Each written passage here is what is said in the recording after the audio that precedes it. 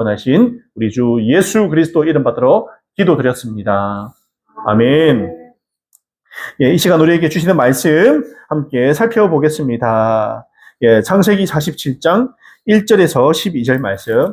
다 일어나셔서 올해는 합독 안 하고 교독하도록 할게요. 합독하니까 다들 좀 힘들어 보여서 교독하도록 제가 했습니다. 일어나셔서 47장 1절에서 12절까지 말씀 함께 교독하도록 하겠습니다. 제가 읽고 여러분들이 읽고 마지막 절은 함께 봉독하도록 하겠습니다. 요셉이 바로에게 가서 아뢰었다. 저의 아버지와 형제들이 소떼와 양떼를 몰고 모든 재산을 챙겨 가지고 가나안 땅을 떠나서 지금은 고센 땅에 와 있습니다.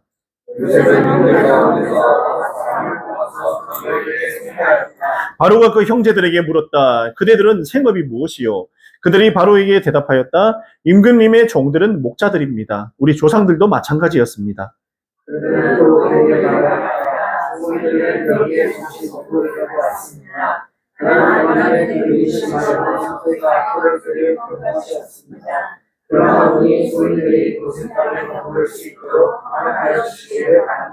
바로가 요셉에게 대답하였다. 그대의 아버지와 형제들이 그대에게로 왔소.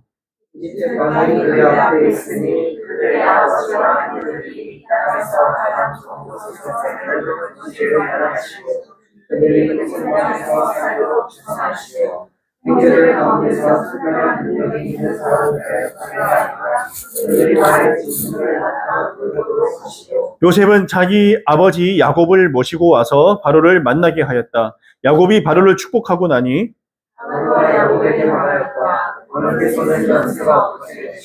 야곱이 바로에게 대답하였다. 이 세상을 떠돌아다닌 횟수가 100년하고도 30년입니다. 저의 조상들이 세상을 떠돌던 횟수에 비하면 제가 누린 횟수는 얼마 되지 않지만 험악한 세월을 보냈습니다.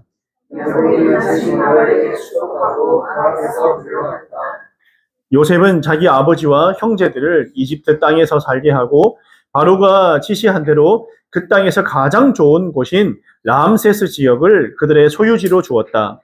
요셉은 자기 아버지와 형제들과 아버지의 온 집안에 식구수에 따라서 먹거리를 대어 주었다.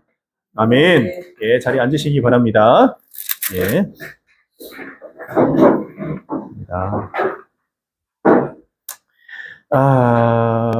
창세기가 드디어 이제 마지막이 되었습니다. 여러분, 그 다음 지난 시간 동안 열심히 달려왔는데 이제 마지막 이 말씀을 전하게 되니까 또 감회가 새롭고 또 마음이 또 새롭습니다. 성도 여러분, 하나님은 한 사람을 부르십니다. 믿으십니까? 우리가 창세기를 우리가 묵상하고 또 말씀을 들으면서 느꼈던 점을 대해서 제가 얘기를 하자면요. 하나님께서는요, 한 사람을 부르시고 그 한 사람을 통해서 가정을 세우시고 또 그 가정을 통해서 역사를 움직이시는 분이라는 사실을 기억하시기 바랍니다. 그 아브라함과 이삭과 야곱과 요셉까지 이어지는 이 창세기의 흐름 다 기억하시죠? 바로 최근까지 우리가 묵상하고 있으니까요. 한 가지를 보여줍니다. 바로 하나님은 사람을 통해서 일하시는구나. 하나님은 사람을 통해서 일하신다. 이 사실이 우리 마음속에 아마 깊이 인식되고 각인되었을 거라고 생각해요. 사람을 통해서 일하십니다. 그리고 하나님이 붙드신 사람은 반드시 하나님이 책임지신다. 이 두 가지예요. 하나님은 사람을 통해서 일하시고 하나님이 붙드신 사람은 반드시 하나님이 책임지신다. 이것을 여러분들이 반드시 꼭 기억하시기 바랍니다. 여러분, 우리가 봤듯이 아브라함 보시기 바랍니다. 갈대아 우르라는 지역에서 하나님께서 이 아브라함을 불러내시잖아요. 어느 순간. 이게 위치가 어디냐면 이라크 남쪽 지역이에요. 이라크 남쪽에 있는 지역. 그 지역에서 하나님께서 부르셔서 이 가나안 땅까지 오게 하시는 거죠. 대장정이죠. 실수도 했어요. 처음에 하나님께서 부르시고 첫 번째잖아요. 하나님을 사실은 잘 모르는 사람이었는데 하나님을 만나서 알게 되고 그가 오면서 숱한 사실은 믿음의 조상이라고 하나님께서 힘을 붙들어 주시고 잘하고 있다고 하셨지만 그가 실수를 많이 합니다. 돌아와서 어떻게 합니까? 가나안 땅에 올 때까지 아버지 데라를 하란에서 장사 지내고 거기서 그냥 조금 머무르다가 하나님께서 가라고 하니까 다시 가나안 땅으로 오게 되고 또 가나안 땅이 가뭄이 되니까 어떻게 했습니까? 이집트로 갑자기 가버린 거예요. 이주해버리죠. 하나님께 물어보지도 않았어요. 하나님 뜻도 아닌데 그냥 자기 마음대로 이집트로 가버렸다가 자기 아내 사라를 여동생으로 속이는 이런 일이 발생하면서 다시 가나안으로 돌아와서 한마디로 C급하는 인생이요. C급. 하나님이 안 기뻐하는 인생을 살았다가 어떤 상황을 맞이하게 되는가? 말씀 따라 사는 삶이 무엇인가를 배운 사람이 아브라함이었던 거죠. 하나님께서 하라고 하면 하고 가라고 하면 가고 멈추라고 하면 멈추고 말씀대로 하면 되는구나라는 것을 배운 사람이 바로 아브라함이었다는 거예요. 그럼 그 다음 이삭은요. 아버지 아브라함의 삶을 보면서 순종을 배운 사람이에요. 여러분 사실은 아브라함과 이삭과 야곱의 삶이 다 달라요. 내가 생각해 보니까 왜 이렇게 다른 사람들일까? 하나님이 선택한 사람은 다 비슷비슷할 줄 알았는데 다 각기 다른 거예요. 개성도 다르고 삶도 다르고 다 달라요. 문제는 뭐냐? 하나님께서 다 다른 인간 군상을 보여주시는 거죠. 아브라함은 아브라함대로. 오늘 말씀한 이 이삭은요 또 안정돼요. 그냥 하나님이 너는 고향 땅에 있어 이렇게 하니까 가나안 땅을 떠나지 않아요. 이 사람은요. 평생 안 떠납니다. 가나안 땅에서 안정된 믿음의 삶을 편안하게 누린 사람이 또 어떻게 보면은 이삭이에요. 아버지를 보면서 하나님 앞에 순종하는 법을 또 배웠어요. 그러면서 가나안 떠나지 않고 말씀에 머무르는 순종의 표본을 배웠다라고 할 수가 있습니다. 그리고 우리가 아는 이 야곱은 어떻습니까? 자기의 꾀로 살던 사람이었습니다. 자기의 꾀로 살던 사람. 형과 고향에서 문제를 많이 일으켰잖아요. 형하고 문제가 있어서 고향에서 결국 도망쳐버리고 삼촌인 라반 댁에서 몇 년 삽니까? 20년 동안 거의 종살이 하듯이 고생하면서 그러면서도 본인의 꾀를 내어서 어떻게 내가 이 삼촌 집을 도망칠까? 결국에는 도망을 치죠. 도망 나오잖아요. 그렇게 해서 또 고향으로 가면서 고향에 남아있는 형하고 풀리지 않은 그 문제 해결하려고 골머리를 썩다가 내 마음대로, 내 뜻대로, 내 계획대로 형하고 뭐 어떻게 해보려고 했는데 잘 안 되니까 결국 야복강가에서 하나님께서 만나주시고 그의 인생이 완전히 바뀌게 되잖아요. 엄청난 오랜 시간이 걸렸어요. 야곱이라는 사람이 하나님의 사람이 되기까지, 진정한 이스라엘이 되기까지 오랜 세월이 걸렸지만 그럼에도 불구하고 그는 인생이 바뀌게 되었다라는 거죠. 그리고 오늘 본문에 야곱이 등장하지 않습니까? 뭐라고 합니까? 바로 앞에 서서 파라오 이집트 황제 앞에 서서 자신의 인생 전체를 고백을 해요. 한마디로 압축해서 내가 어떤 사람인가 자신의 삶에 대해서 이 이집트 황제 앞에서 고백을 할 수 있는 사람이 되었다는 거죠. 그리고 오늘 이 본문은요, 요셉과 야곱을 통해서 하나님이 어떤 계획을 이루어가고 계신가를 보여주고 있어요. 하나님께서 아브라함과 이삭과 야곱을 통해서 그리고 요셉을 통해서 하고 싶은 일이 있으시구나. 그것을 오늘 말씀을 통해서 보여주는 거죠. 이 사실을 여러분들이 반드시 기억해야 되는 거예요. 여러분 오늘 본문을 보면요 조금 들어가 볼게요. 오늘 본문을 묵상하면 한 가지가 분명해져요. 우리 마음속에. 오늘 본문을 묵상하면 한 가지가 분명한데 그게 뭐냐? 하나님은 이미 계획을 가지고 계셨구나 이거예요. 하나님은 계획을 가지고 계셨구나. 당장은 모를 수도 있어요. 하나님의 계획이 뭔가, 하나님이 뭘 의미하시는가를 모를 수 있습니다. 그러나 제가 나중 뒤에도 얘기하겠지만 오늘 이 야곱의 가족이 70명이 왔잖아요. 70명이. 작은 숫자는 아니잖아요. 70명이. 오늘 이 이집트로 이주해 오거든요. 그런데 그 이후에 어떤 일이 벌어지는가를 오늘 말씀을 통해서 우리가 알 수 있다는 거예요. 70명이 왔지만. 뭐라고 말하고 왔습니까? 잠시 머물러 왔습니다. 잠시. 가뭄을 피해서 잠시 신세 조금 지고 돌아갈게요 하고 여기 왔다는 거예요. 여러분, 큰 계획이 있으면 작은 계획들이 따라오듯이 하나님은 큰 그림을 이루시는 과정에서 사람들을 구원하시고 사용하시고 인도하셨다라는 얘기예요. 큰 그림을 이루시는 과정에서 사람들을 구원하시고 사용하시고 인도하셨다. 또 하나님은 때로 약속의 땅을 잠시 떠나게도 하신다. 여러분 오늘 본문에 보면 이게 중요합니다. 약속의 땅을 잠시 떠나게도 하신다.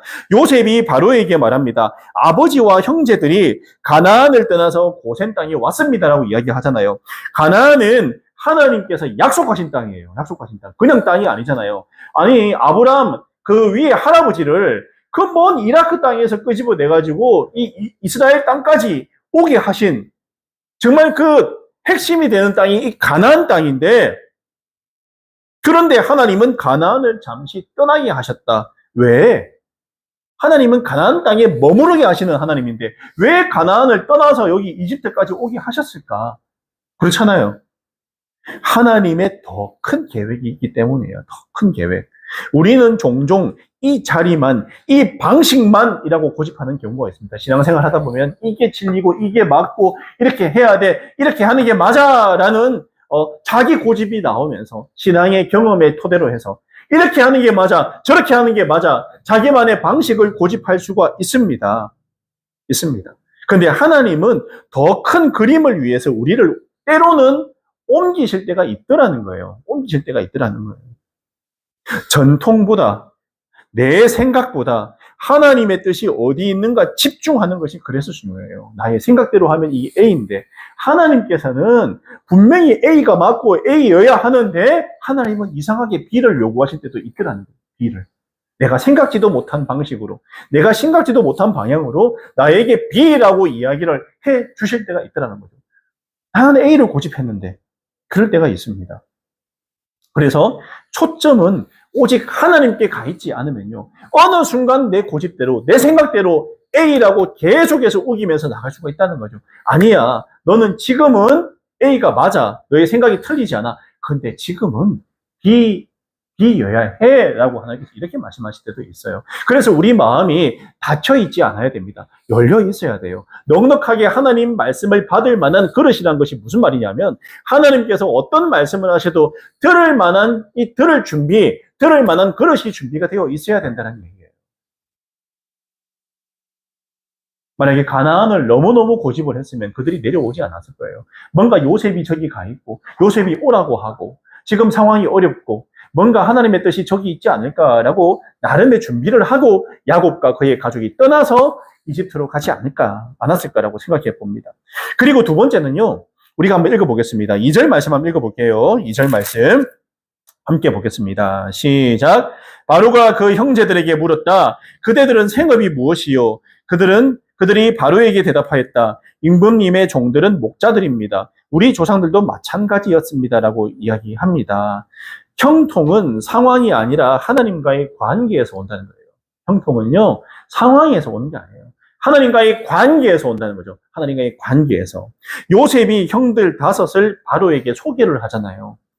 당시 이 파라오, 이집트의 황제는요, 신의 아들이라고 불리는 절대자입니다. 절대자. 이집트에서 이 파라오라는 존재는요, 신이랑 동급이에요. 동급.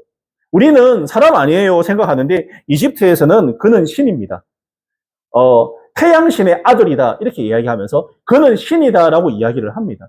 그래서 이집트 기록에도 파라오는 신이야. 그래서 영원히 죽지 않아. 피라미드 자체가 왕의 무덤이긴 하지만 그 속에서 영원히 산다고 이렇게 나와 있거든요. 그래서 신적인 존재, 절대 권력자라는 거예요.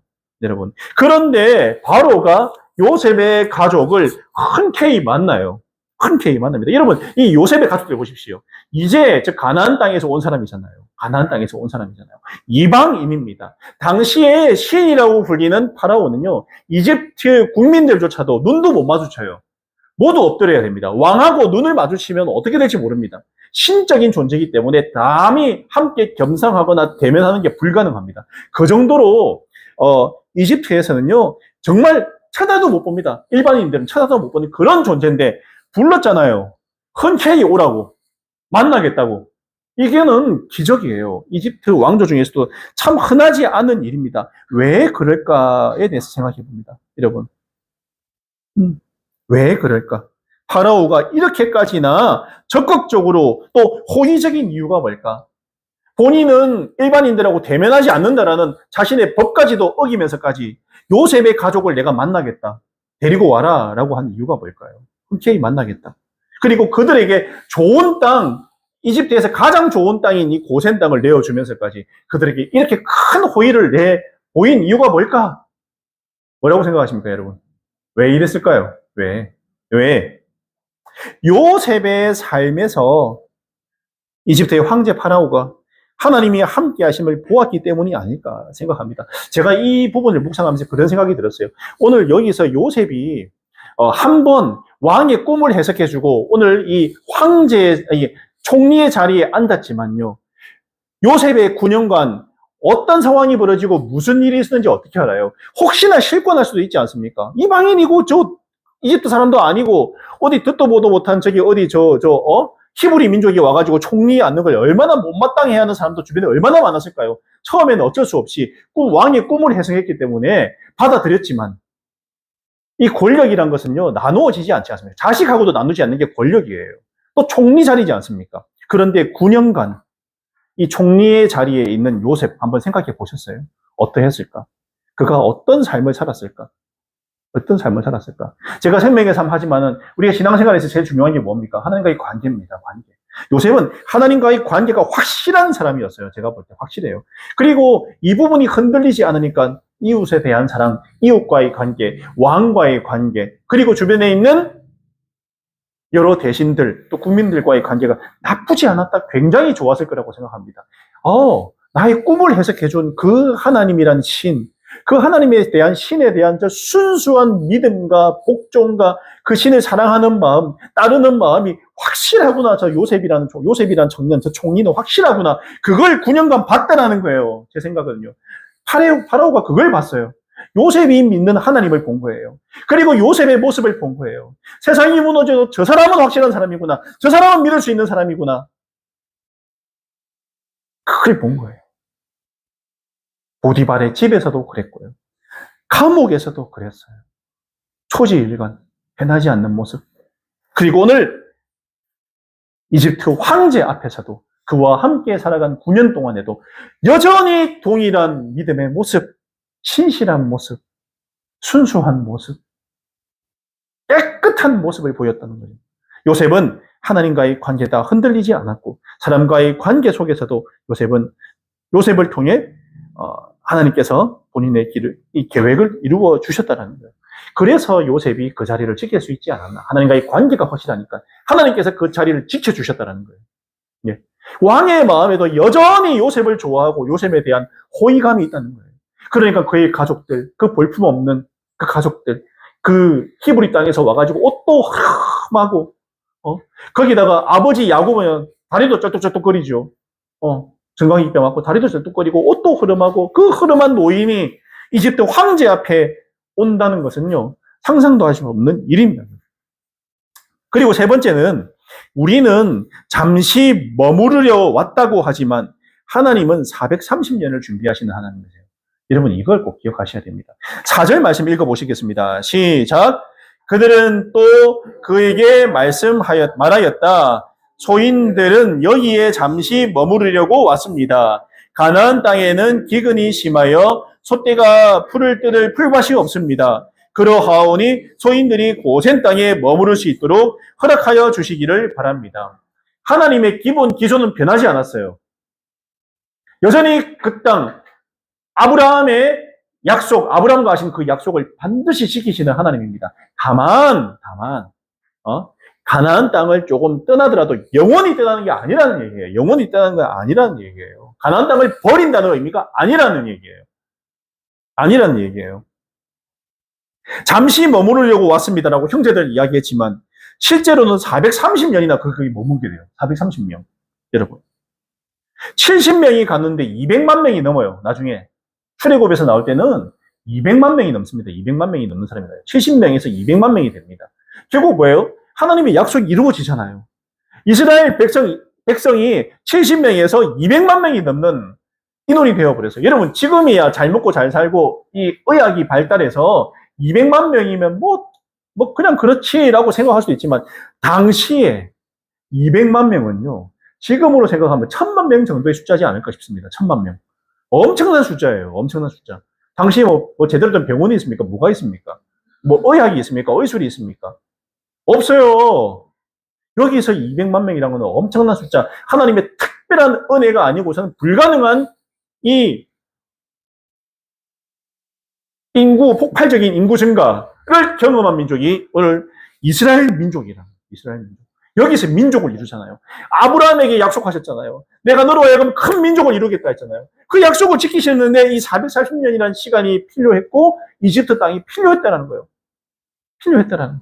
그리고 고센 땅은 목축업하기에 최고의 땅이거든요. 이집트는 목축업하는 나라가 아니에요. 거기는 농사 짓는 나라예요. 농사 짓는 나라. 농사 짓는 나라. 한 곳에 머물러서 농사를 짓는 사람들이 모여 사는 곳이고 목축업은요 양떼를 데리고 소떼를 데리고 어디든 왔다 갔다 하는 사람들이 모이는 곳입니다. 근데 농사 짓는 사람들은요 이런 사람들을 천하게 생각했어요. 천하게.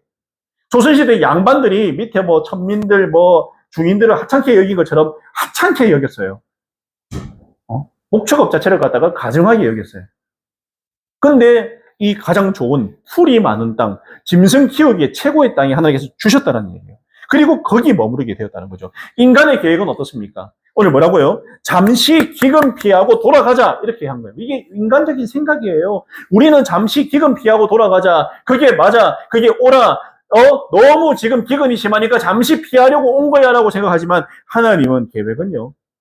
이곳에서 큰 민족을 이루겠다예요. 이 큰 민족을 이루겠다. 그리고 나서 너희 고향으로 돌려보낼 것이다. 이게 하나님의 원대한 계획입니다. 우리 생각하고 우리 계획하고 완전히 다르잖아요. 하나님은 여기서 430년 머물러라는 거예요. 우리는 잠시 머무르다 갈게요. 이게 내 생각이고 내 짧은 소견인데 하나님은 아니에요. 큰 하나님의 약속의 큰 물줄기 속에서 430년이라는 시간을 이집트에 머물게 하신다는 거예요. 머물게 하신다는 거예요. 아브라함에게 주신 약속, 내가 너로 큰 민족을 이루겠다 약속을 이루기 위해서 하나님은 야곱의 가족 70명을 고센 땅에 심으셨다는 거예요. 심었어요. 거기다가. 결국 가나안 땅으로 돌아가게 되죠. 지금은 우리는 어떻습니까? 텅 비어 보일지 몰라요. 나의 마음이, 나의 생각이. 지금은 뭔가 부족하고 뭔가 작고 뭔가 없는 것 같이 느낄 수 있지만 아무것도 없는 것 같아도 하나님의 때가 되면 하나님께서는 반드시 우리를 통한 계획을 이루시고 우리를 통해서 일하신다는 사실을 꼭 기억하세요. 여러분, 오늘 성경 말씀에 나오는 이 일 하나하나, 사건 하나하나가 그냥 우리가 넘겨서는 안 될 일입니다. 왜냐하면 우리하고도 연관된 일이에요. 나의 일일 수 있습니다. 하나님께서 나에게도 동일하게 어떻게 일하실지 우리가 기대하게 하잖아요. 2026년에 여러분 한 명 한 명을 통해서 이런 계획을 가지고 계시고 일하시길 원하신다는 사실을 꼭 기억하시기 바랍니다. 여러분, 또 네 번째 중요한 거는요. 세상을 축복하는 권세는요. 세상에 있지 않고 하나님의 사람에게 있습니다. 우리에게 있어요. 대한민국을 위해서 기도하고 하나님의 축복을 빌 수 있는 건 우리밖에 없어요. 누가 대한민국을 위해서, 누가 우리 가정을 위해서, 누가 우리 직장을 위해서 기도하고 축복하겠습니까? 그 특권은요. 바로 세상에 있지 않고 하나님의 사람들에게 축복권이 있다는 사실을 믿으시기를 바랍니다. 오늘 7절 말씀 한번 읽도록 하겠습니다. 7절 읽도록 하겠습니다. 7절 보여주세요. 예, 7절 보여주세요. 네, 시작. 요셉은 자기 아버지 야곱을 모시고 와서 바로를 만나게 하였다. 야곱이 바로를 축복하고 나니 라고 이렇게 나옵니다. 여러분, 야곱이 바로 앞에 서서 바로를 이 파라오 앞에 이집트 황제 앞에 서서 이 황제를 축복하는 장면이 나옵니다. 이 장면은 솔직히 여러분 이 좀 이상하지 않아요? 뜬금없이 어디서 노인 한 명 와가지고 황제를 축복하는 게 말이 됩니까? 황제가 축복을 해야죠. 저는 읽을 때마다 이상하거든요. 이상했거든요. 옛날에 이게 말이 됩니까 이게? 뭐가 아쉬워서 자기가 축복을 받아요. 그러니까 황제가 다 가진 사람인데 내가 누가 뭐 건방지게 나한테 축복한다고? 여러분, 이 위치에 있는 사람들은 누구한테 축복 이런 거 안 받아요. 다 가졌고, 내가 황제인데, 내가 누구를 축복하고, 누구를 도와주면 도와줬지. 내가 누구한테 축복을 받는 건 있을 수 없는 일입니다. 그리고 오늘 여기 서 있는 이 야곱은요, 한쪽은 세계 최강 제국의 황제고요. 한쪽은 초라한 옷차림에 다리도 쩔뚝거리는 노인네예요. 노인 한 분. 여러분, 노인 한 분이에요. 이게 상식적으로 말이 되나요? 여러분. 그런데 누가 누구를 축복합니까? 야곱이 이집트 황제를 축복하잖아요. 상식에 맞지 않아요. 왜일까? 축복권은요, 세상 권력에 있는 것이 아니라 하나님의 계획 위에 서 있는 사람에게 있기 때문에 그래요. 하나님의 계획 위에. 우리가 생각할 때는 아닌 것 같은데, 하나님의 계획 위에 있는 사람은요, 세상을 축복하고 사람을 살리고, 여러분, 그들을 인도하는 일을 한다는 사실입니다. 우리가 선지자예요. 우리가 제사장이고요. 우리가 왕 같은 제사장이고요. 우리가 그 역할을 감당하는 거예요. 우리 주변에 있는 사람들에게 우리가 축복하고 그들을 주 예수 그리스도께 인도하는 일을 우리가 한다는 거예요. 우리에게 맡겨주신 우리 고유의 권한이고 우리가 할 수 있는 일입니다. 그 누구에게도 맡기지 않았어요. 세상 그 누구에게도 맡기지 않았습니다. 바로는 요셉을 통해서 이미 요셉의 하나님을 경험했잖아요. 요셉의 하나님을 경험했어요. 대단한 분이다. 이집트의 박수무당 그 잡신들 그 누구도 해결하지 못한 일을 저 요셉의 하나님이 해결했구나. 저 요셉의 하나님이 신 중의 신이구나. 왕 중의 왕이시구나를 깨닫게 된 거예요. 진짜 신이 저기 있었네. 히브리 민족의 신이 진짜 신이네. 그거를 파라오 황제가 알게 된 거예요. 이집트에 신이 없습니까? 예. 가짜 신들 천지백깔이죠. 근데 그들은 가짜 신이라는 거예요. 진짜 신은 요셉의 하나님이시구나. 알게 되었다는 거예요. 9년을 함께 하면서. 근데 그 요셉은 아까 전에 말씀드렸지만은 그 하나님을 믿는 사람인데 요셉의 삶이 어떠했는가? 요셉. 대단하다. 요셉의 삶이 정직하고 바르고 하나님만 사랑하고 정말 그리스도인이구나 할 때는 관계가 된 거예요. 관계가. 그래서 야곱은 흐름해 보이고 아무것도 아닌 할아버지 영감인데 그에게 축복해달라고 축복하라고 얘기할 수 있는 것은 요셉 때문에 그래요. 요셉의 하나님을 본 거예요. 그 외엔 다른 어떤 해석도 있을 수가 없습니다. 어떻게 해석할래요? 요셉의 모습을 통해서 그 요셉의 아버지의 하나님은 요셉의 하나님이신데 아버지의 하나님 또 얼마나 대단하겠노? 나한테 축복해달라. 이집트의 가장 큰 문제를 해결하신 그 하나님께 내가 축복받고 싶다는 거예요. 축복받고 싶다. 나에게 축복 내려달라. 야곱을 받지만 그가 9년간 겪은 요셉의 하나님을 믿고 나에게 축복해달라고 한 겁니다. 기꺼이 야곱의 축복을 받았어요. 오늘도 하나님은 세상의 시스템이 아니라 하나님의 자녀를 통해서 축복을 흘려보내고 계세요. 우리를 통해서. 세상의 시스템이 아닙니다. 축복권은 세상 권력과 세상이 아니라 예수 믿는 우리들에게 있다는 사실을 꼭 기억하시기 바랍니다. 그래서 우리의 삶이 세상 가운데, 직장 가운데, 가정 가운데 굉장히 중요해요. 우리의 모습을 통해서 그들이 하나님을 믿고 축복받고 싶고 기도해달라는 말이 나온다니까요. 내가 탐탁지 않고 내가 밖에서 그렇게 살지 못하면서 내가 기도해줄게. 니나 기도해라. 이러지. 기도해달라는 말 안 해요. 우리는 그들에게 기도해줄 수 있는 사람이 되어야 됩니다. 아플 때 나를 위해서 기도해달라고 말을 한다면 구연아 날 위해 기도해줘. 예일아 날 위해 기도해줘. 미연아 날 위해서 기도해줘라고 그런 사람이 주변에 있다면 얼마나 기뻐요. 나한테 기도해달라고 하네. 내가 그래도 그리스도인처럼 보였던 모양이다. 저들에게 보였던 모양이다. 싸우고 다투는 게 아니라 나한테 기도해달라고 하고 나를 의지하고 내 얘기 들어달라고 하고 답답하다고 얘기하고 특권입니다. 특권. 하나님께서 우리에게 주신 고유의 특권이에요. 축복권입니다. 그들에게 기도해 주시는 거예요. 여러분 이 사실을 반드시 꼭 기억하시기 바랍니다. 아멘. 우리 모두가 그런 사람이 되기를 간절히 바랍니다. 험악한 세월을 지나온 사람의 고백이 나오잖아요. 오늘 8절과 9절 한번 보겠습니다. 함께 읽겠습니다. 네, 8절과 9절. 네.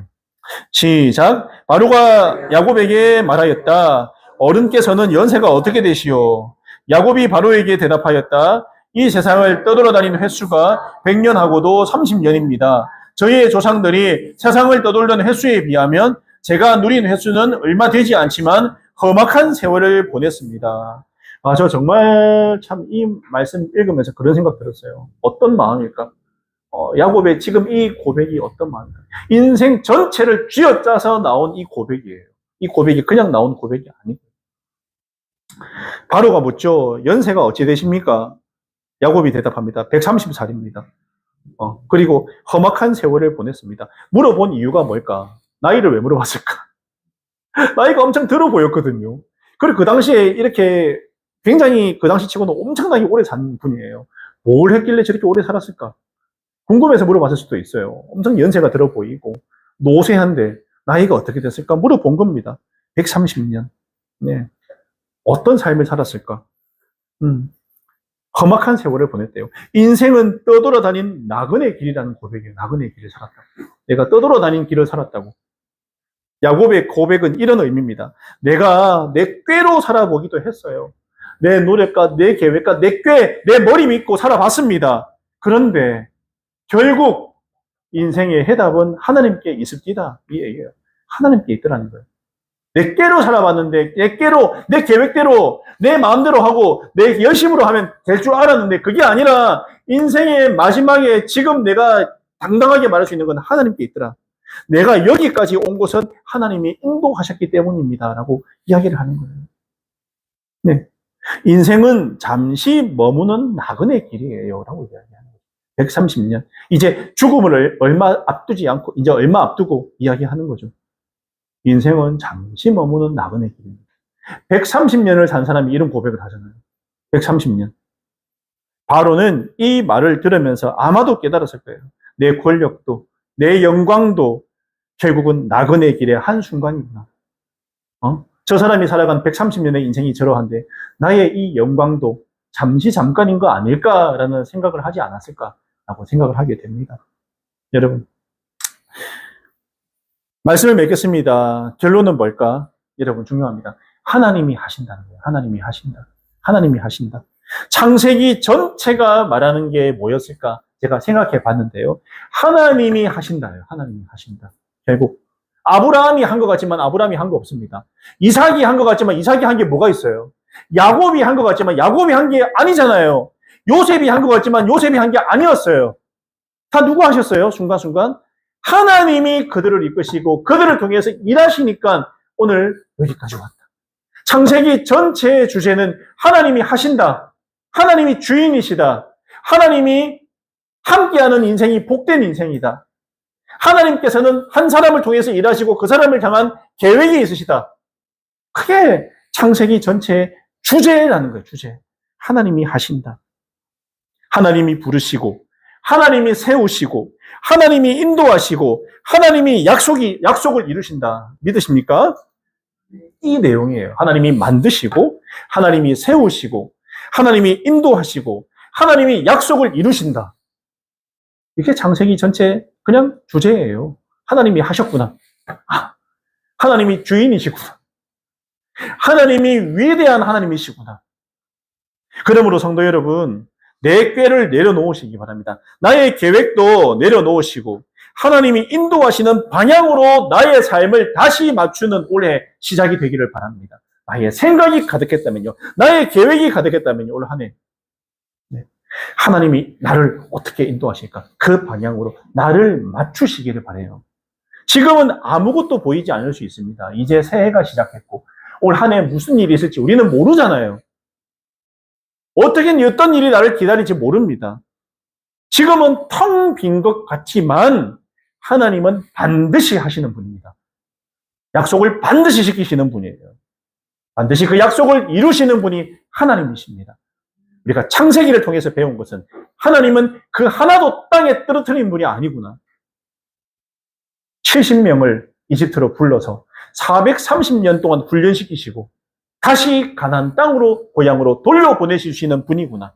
그래서 약속의 땅으로 다시 돌려보내서 이스라엘 왕국을 만드시고 영원히 그들의 하나님이 되어주시는 분이 하나님. 그 약속을 지키시는 분이다. 성취하시는 분이다. 이루시는 분이다. 이 사실을 반드시 기억하시기를 바랍니다. 창세기를 마치는 이 한 해 제가 드리고 싶은 말 이거예요. 여러분, 하나님께서 하신다. 기억하세요. 올 한 해 여러분 결단하시기 바랍니다. 나의 것 너무 고집하지 않고 내 계획 너무 내어놓지 않고 하나님께 그때그때 물어보면서 말씀 묵상하는 대로 말씀 속에서 역사하시는 하나님을 믿고 기도하고 하나님을 실제적인 삶 가운데 경험하시기 바랍니다. 나를 통해서 이루신다, 보여주신다, 경험하게 하신다. 그래서 내일 일이 기대가 되고 나를 어떻게 인도하실지 말씀을 통해서 확신을 가지고 하나님께 맡기면 하나님께서 일하시는 것을 여러분 삶 가운데서 반드시 경험하게 되신다는 사실을 믿으시길 바랍니다. 아멘. 올 한 해 기대하시고 꿈꾸시기 바랍니다. 제가 함께 기도하고 나가도록 하겠습니다. 오늘 말씀 생각하시면서 함께 기도할게요. 하나님 감사합니다. 하나님이 하십니다. 하나님께서 하십니다. 제목처럼 하나님 올 한 해 저를 온전히 이끌어 주시고 하나님의 예수 제자로 세워주시고 저를 통해서 가정도 직장도 환경도 하나님 원하시는 길로 인도해 주세요. 저의 것을 내려놓겠습니다. 저의 생각도 내려놓겠습니다. 하나님, 저를 도와주세요. 함께 기도하며 나가도록 하겠습니다.